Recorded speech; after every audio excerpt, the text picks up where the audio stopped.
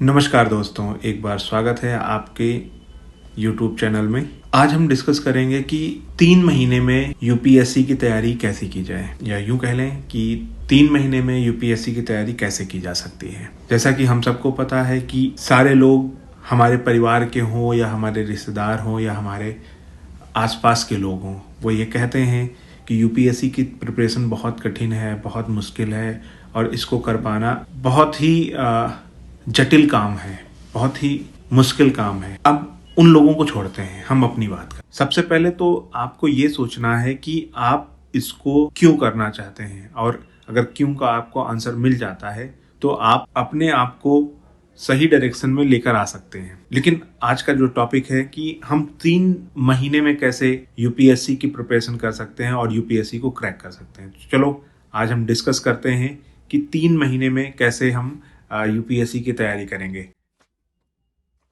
सबसे पहले जो पहला मंथ है, यानी कि हम अभी से लेके चलें तो फर्स्ट मंथ में हम क्या कर सकते हैं, तो स्ट्रॉन्ग फाउंडेशन बनाने की ज़रूरत है और फर्स्ट रीडिंग करने की ज़रूरत है। यानी कि आप बिल्कुल अगर नए हैं, आप कोई जॉब करते हैं या आप कहीं और इंगेज हैं, लेकिन आपका ये मन करता है कि हमें यूपीएससी की तैयारी करनी है और यूपीएससी को क्रैक करना है, तो लास्ट के 3 महीने में कैसे तैयारी की जा सके। तो हमने इसको स्टेप बाय स्टेप कुछ पार्ट्स में तोड़ा है, उन पार्ट्स को हम डिस्कस करेंगे। जैसे इसमें हमने पहला मंथ लिखा हुआ है स्ट्रॉन्ग फाउंडेशन। अब स्ट्रॉन्ग फाउंडेशन क्या है? स्ट्रॉन्ग फाउंडेशन का मतलब ये हुआ कि जो बेसिक सब्जेक्ट्स हैं जो यूपीएससी की तैयारी में काम आती हैं, जैसे history, geography, polity, economy, science, current affairs और जो भी और इम्पोर्टेंट पॉलिसी रिलेटेड मुद्दे और गवर्नेंस रिलेटेड मुद्दे, वो सारे के सारे हम यहाँ पर देखेंगे। तो जैसे हमने पहले मंथ के उसमें लिखा हुआ है कि सबसे पहले हमें स्टैटिक जो सब्जेक्ट्स हैं, जैसे पॉलिटी हो गया, पॉलिटी मतलब राज्य व्यवस्था, हिस्ट्री इतिहास, ज्योग्राफी मतलब भूगोल, इकोनॉमी मतलब अर्थव्यवस्था, एनवायरनमेंट मतलब पर्यावरण, साइंस और टेक मतलब विज्ञान और उससे जुड़ी हुई नई नई अपडेट्स। अब इनका स्टैटिक पोर्शन हमें कम से कम ध्यान देने की जरूरत है। सबसे पहले हम उनको पढ़ने की हमको जरूरत है कि अगर हम स्टैटिक सब्जेक्ट को ही ठीक से नहीं पढ़ेंगे तो यूपीएससी की तैयारी बहुत मुश्किल हो जाएगी। और इसमें भी एनसीईआरटीज़ का भी अपना एक रोल है। एनसीईआरटीज़ को अगर हम ठीक से नहीं पढ़ेंगे, ठीक से नहीं समझेंगे तो भी बहुत मुश्किल हो जाएगा। तो हमें क्या करना है कि हमें पहले तो ये ध्यान देना है कि किन किन सब्जेक्ट से ज़्यादा क्वेश्चंस आते हैं। जिन सब्जेक्ट्स में ज़्यादा क्वेश्चंस आते हैं या जिन सब्जेक्ट से ज़्यादा क्वेश्चंस आते हैं उनको हमको पहले रखना है। उसके बाद प्रायोरिटी के बिहाफ पे, उसके बाद सेकंड नंबर पे जो सब्जेक्ट्स आ रही हैं, फिर थर्ड नंबर पे जो सब्जेक्ट्स आ रही हैं, उसके बाद जो सब्जेक्ट्स आ रहे हैं, उनके बाद जो सब्जेक्ट्स आ रहे हैं, उनको हम स्टेप बाय स्टेप रखेंगे। उसके बाद जब हम स्टैटिक पोर्शंस को एक बार हम पढ़ लेते हैं, स्टैटिक सब्जेक्ट्स को एक बार हम पढ़ लेते हैं, तो स्टैंडर्ड बुक्स को भी पढ़ने की जरूरत, मतलब एक बार हम देख लें कि जो एनसीईआरटीज़ के क्वेश्चंस लगातार हमारे क्वेश्चन पेपर में आ रहे हैं, उनको हम एक बार या 2 बार तेजी से ख़त्म करते हैं। उसके बाद कुछ स्टैंडर्ड बुक्स हैं, उन बुक्स को भी पढ़ने की कोशिश करते हैं। जैसे पॉलिटी के लिए हम लक्ष्मीकांत को पढ़ते हैं। हिस्ट्री में 3 पार्ट, बल्कि अब 4 पार्ट हम कह सकते हैं, जिसमें मॉडर्न हिस्ट्री हो गया, एंशिएंट हिस्ट्री हो गया, मेडिवल हिस्ट्री हो गया और आर्ट एंड कल्चर हो गया। अब इन 4 सब्जेक्ट्स के लिए, 4 पार्ट्स के लिए अलग अलग बुक्स को हम रिकमेंड करते हैं। लेकिन इसमें भी हमें ये ध्यान देना होगा कि कौन से क्वेश्चंस हमें ज़्यादा पूछे जा रहे हैं आजकल। तो आर्ट एंड कल्चर और मॉडर्न हिस्ट्री का पार्ट ज़्यादा हमारे क्वेश्चन पेपर में देखने को मिलता है, तो हम ज़्यादा फोकस वहाँ करेंगे। और जो पार्ट्स पे फोकस कम किया जा रहा है यूपीएससी के द्वारा, उनको हम स्किप भी कर सकते हैं। तीसरा ज्योग्राफी में भी वर्ल्ड ज्योग्राफी है, इंडियन ज्योग्राफी है और मैप है।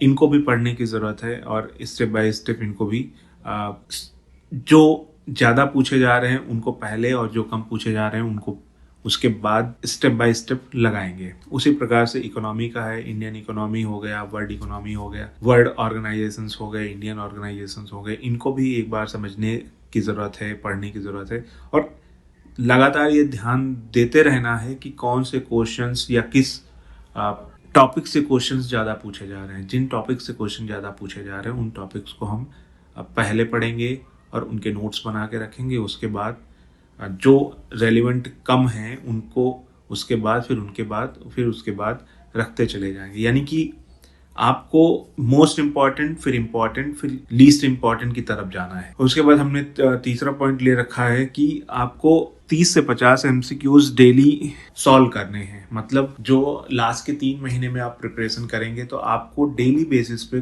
कुछ एमसीक्यूज जरूर सॉल्व करने हैं। और जो भी एमसीक्यूज आप सॉल्व करते हैं उसमें कितना सही होता है कितना गलत होता है वो तो आप देखोगे, लेकिन जितना सही होता है उसका भी आपको डिटेल समझना है और एक बार देखना है। और जितना कम सही हो रहा है यानी कि गलत हो रहा है उनको भी डिटेल के साथ एक बार पढ़ना है और समझना है। जरूरत पड़ने पे उसके नोट्स भी बनाने हैं। करंट अफेयर्स आपको लास्ट 1 साल के फॉलो करना है और उसमें अपने अपने हिसाब से आप लोग चूज कर सकते हैं। जो जिस भी संस्था की आपको मैगजीन्स अच्छी लग रही है, जिस भी राइटर की आपको बुक अच्छी लगती है, उस राइटर को आप प्रेफर कर सकते हैं। उसके हिसाब से आप अपनी तैयारी कर सकते हैं। ये तो मोटा मोटा पहले मंथ की प्रिपरेशन हो गई कि पहले मंथ में आप क्या करोगे, कैसे करोगे और कैसे कैसे चीजों को आगे लेके जाओगे। अब आते हैं हम सेकेंड मंथ में। अब जो भी आपने अभी पहले मंथ में किया है उसको हम क्या करेंगे और मजबूत करेंगे, स्ट्रेंथन करेंगे और उसको फिर रिवाइज करेंगे। यानी कि आपको लगातार मजबूत करते जाना है। जो भी आपने पहले महीने में पढ़ा है, जो भी स्टैटिक सब्जेक्ट्स पढ़े हैं उनको आपको रिवाइज करते रहना है। जो आपको करंट अफेयर्स पढ़े हैं उनको आपको रिवाइज करते जाना है। और मॉक जो आप कर रहे हो 30 से 50 क्वेश्चन, वो लगातार आपको रिवाइज करते जाना है। जो भी क्वेश्चंस आपने पढ़े हैं समझे, उनके डिटेल को हम एक बार पढ़ते जाएंगे।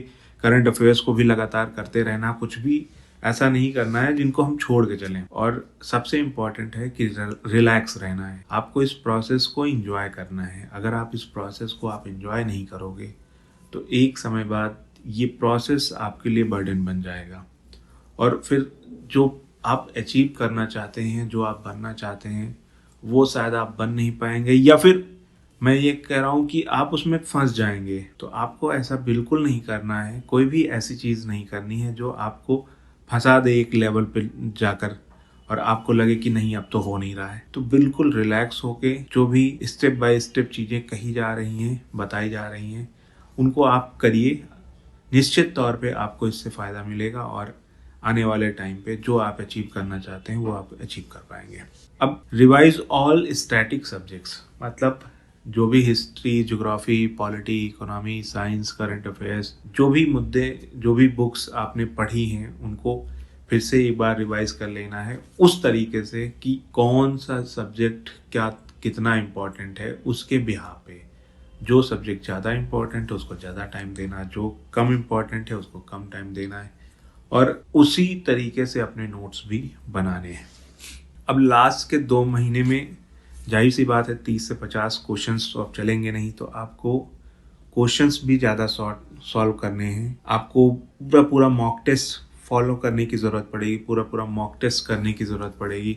और आपको लगातार आइडेंटिफाई करके रखना है कि आपके वीक एरियाज़ कौन से हैं। जो भी आपके वीक एरियाज़ हैं उनको आपको बार बार फोकस करना है, बार बार उसको रिवाइज करना है।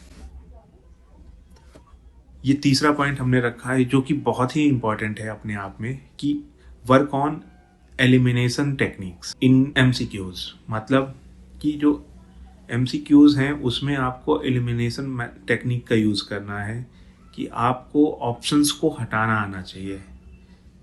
जो भी क्वेश्चन है उसमें 4 ऑप्शंस दिए गए हैं, उन 4 ऑप्शंस में हम कौन सा क्वेश्चन हटा सकते हैं, कौन सा ऑप्शन हम हटा सकते हैं जिससे हम अपने आंसर के और करीब पहुंच जाएं। और हाँ, जो सबसे लास्ट पॉइंट हमने यहाँ पर लिखा है, solve seaside questions to avoid failure in paper 2। बहुत इंपॉर्टेंट है। अगर आपने पेपर नंबर 2 यानी कि सीसाइड को प्रॉपर तरीके से नहीं किया तो आपकी सारी मेहनत व्यर्थ हो जाएगी। मतलब कि अगर आपका सीसाइड ही नहीं निकलेगा तो आप किसी काम के नहीं रहेंगे। कितना भी आप जीएस की प्रिपरेशन कर लें, कितना भी history, geography, polity, economy, current affair, science पढ़ लें, बहुत फ़ायदा उससे नहीं होने वाला, क्योंकि आप डिस्क्वालीफाई हो जाओगे पेपर नंबर 2 में।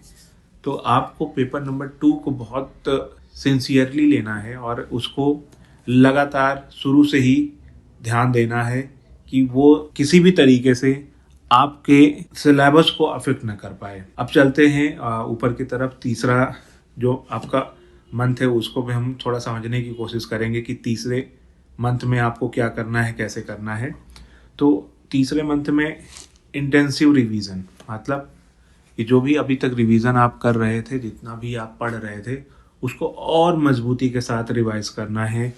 अपने नोट्स जो आपने बनाए हैं उनको रिवाइज करना है। की फैक्ट्स जो हैं, जो इम्पोर्टेंट फैक्ट्स आपको लग रहे हैं, वो भी आपको रिवाइज करना है। और सीसैट के लिए जैसे फार्मूला वगैरह है वो भी आपको रिवाइज करना है। अब डेली फुल टेस्ट आपको लेना है और उनके जो भी सही क्वेश्चंस हो रहे हैं, जो भी गलत क्वेश्चन हो रहे हैं, उनका एनालिसिस करना है। उसके डिटेल जो आंसर्स दिए गए हैं, डिटेल में समझाया गया है कि क्या, कैसे, क्यों, तो उसको भी ठीक से पढ़ना समझना है, जो कि लास्ट मोमेंट पे आपको फायदा कर पाए। और जो भी प्रीवियस ईयर्स के क्वेश्चन पेपर्स हैं उनको भी एक बार आपको जरूर, मेरे हिसाब से तो 2-3 बार आपको देखना चाहिए उसको समझने के लिए, जब क्योंकि क्वेश्चन जो आपके पेपर में आने वाले हैं, अगर उनको हम ठीक से अंडरस्टैंड नहीं कर पाएंगे कैसे क्वेश्चन आ रहे हैं, तो आप फंस जाओगे। तो लास्ट में आपको अंडरस्टैंड करना है कि कौन सा पेपर, कौन सा क्वेश्चन आ रहा है, किस पोर्शन से ज़्यादा क्वेश्चंस आ रहे हैं और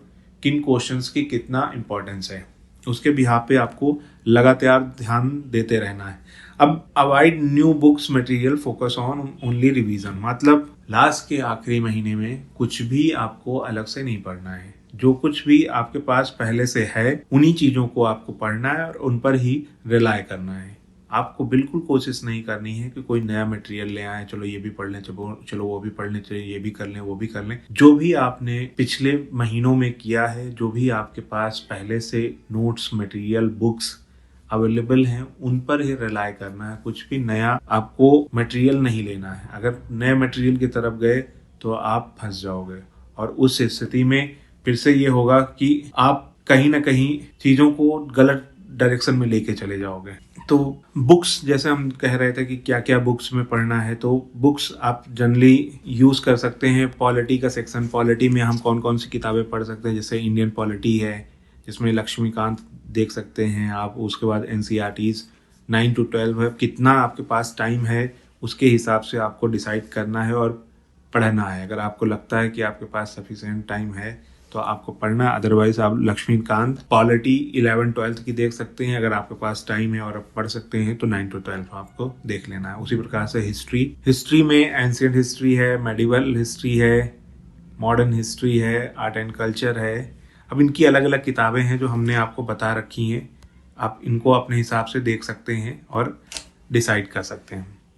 अब उसी प्रकार से ज्योग्राफी है। ज्योग्राफी में भी आपको जो भी बुक्स हैं, हालांकि ये माना जाता है कि ज्योग्राफी में 6 to 12 NCERT पढ़ना बहुत इंपॉर्टेंट हो जाता है, क्योंकि यहाँ से खूब सारे क्वेश्चंस पूछे जाते हैं। उसके बाद जो स्टैंडर्ड बुक्स है उसमें GC लियोन एक बुक है। उसके अलावा एटलस भी आपको देखने की ज़रूरत है। एटलस काफ़ी इंपॉर्टेंट है क्योंकि आजकल लोकेशन के हिसाब से क्वेश्चंस बना के पूछ लिया जाता है। उस रेफरेंस में आपको ध्यान देना होगा अभी से कि आप लोकेशन को ध्यान दे पाएँ। अगर लोकेशन को आप नहीं पढ़ते हैं, नहीं समझते हैं, जो करंट अफेयर्स में नई नई घटनाएं होती रहती हैं, उनके हिसाब से लोकेशन को ट्रैक करते हैं और वहाँ से वो क्वेश्चंस बनाते हैं। अब अगला सब्जेक्ट है आपका इकोनॉमी। इकोनॉमी में मेरे हिसाब से 11-12 की अगर आप NCERT पढ़ लेते हैं तो सफिशिएंट है।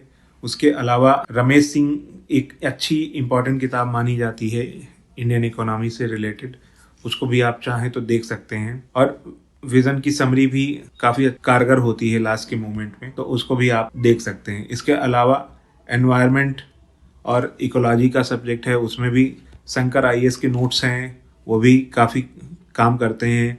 उसके अलावा NCERT बायोलॉजी की बुक्स है, वो भी काम करती है। तो इसको भी आप अपने हिसाब से देख सकते हैं। उसके बाद हम चलते हैं साइंस एंड टेक। तो यहाँ पर भी 6 से 10 हमने NCERT बुक लिखी है, लेकिन आप अपनी सुविधा अनुसार कर सकते हैं कि इसको कितना पढ़ना है, कैसे पढ़ना है।